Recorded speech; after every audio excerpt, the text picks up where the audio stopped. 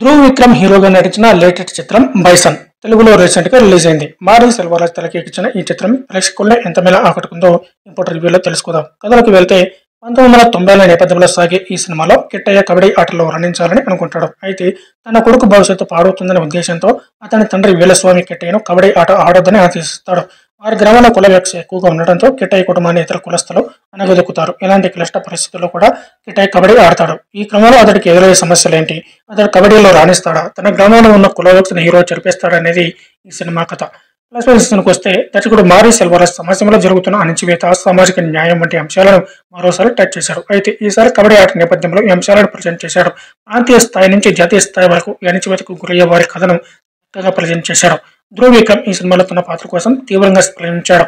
అతడు పడ్డ కష్టం మనకు వెండితెరపై స్పష్టంగా కనిపిస్తుంది. ఫిజికల్ ట్రాన్స్ఫర్మేషన్ నుంచి ఎమోషనల్ సీన్స్ వరకు అతడి కష్టం మనకు కనిపిస్తుంది. ప్రేమ, భయం మధ్య నలిగే తండ్రి పాత్రలో పశుపతి కూడా బాగా రాణించారు. ధ్రువ్, పశుపతి మధ్య వచ్చే సీన్స్ లో ఆయన నటన చక్కగా ఉంటుంది.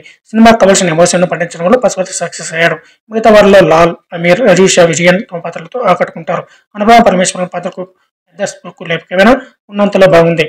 మైనస్ విషయానికి వస్తే అర్జున అవార్డు గ్రహీత కబడ్డీ ప్లేయర్ మనాతి గణేష్ నిజ జీవిత కథ ఆధారంగా బైసన్ చిత్రాన్ని రూపొందించారు. వాస్తవాన్ని ఎమోషన్ సమపాల్లో చూపించే క్రమంలో సినిమా చాలా సాగదీత కనిపిస్తుంది.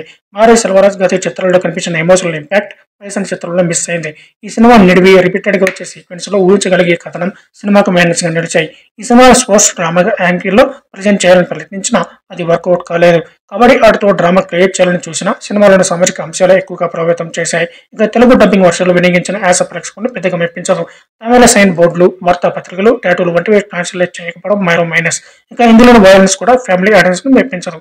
ఇక టెక్నికల్ టీం విషయానికి వస్తే రైటర్, డైరెక్టర్ గా మారీ సెల్వరాజ్ ఒక డీసెంట్ చిత్రాన్ని మన ముందుకు తీసుకొచ్చారు. ఆయన గత చిత్రాలతో ఈ సినిమా ఎక్కడా పోటీ పడదు. బైసన్ చిత్రంలో స్లోపేస్, రిపీటెడ్ సీన్స్ మెప్పించవు. ఇజిల్ అరసుకి సినిమాటోగ్రఫీ వర్క్ బాగుంది. రూరల్ బ్యాక్డ్రాప్, కబడ్డీ సన్నివేశంలో బాగా చూపెట్టారు. నివాస్ కే ప్రసన్న సంగీతం డీసెంట్ గానే ఉన్నా కొన్ని చోట్ల సౌండ్ ఎక్కువగా అనిపిస్తుంది. శక్తి తెలుగు ఎడిటింగ్ వర్క్ ఇంకా బెటర్ గా ఉండాల్సి ఉంది. కొన్ని సీన్స్ ట్రెండ్ చేసి ఉంటే బాగుండేది. నిర్మాణ విలువలు బాగున్నాయి. ఇక ఓవరాల్ గా చూస్తే బైసన్ చిత్రం అణచివేత, సామాజిక న్యాయం వంటి అంశాలు టచ్ చేసే స్పోర్ట్స్ డ్రామాగా పర్వాలేదనిపిస్తుంది.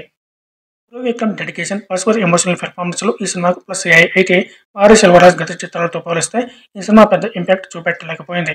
సాగదీసే రన్ టైం, వీక్ రేటింగ్ వంటి అంశాలు ఈ చిత్రాన్ని డ్యామేజ్ చేశాయి. స్పోర్ట్స్ డ్రామాలతో పాటు సామాజిక అంశాలు ఉన్న ఈ చిత్రాన్ని ఇష్టపడేవారు ఈ సినిమా తక్కువ అంచనాలతో చూడటం బెటర్.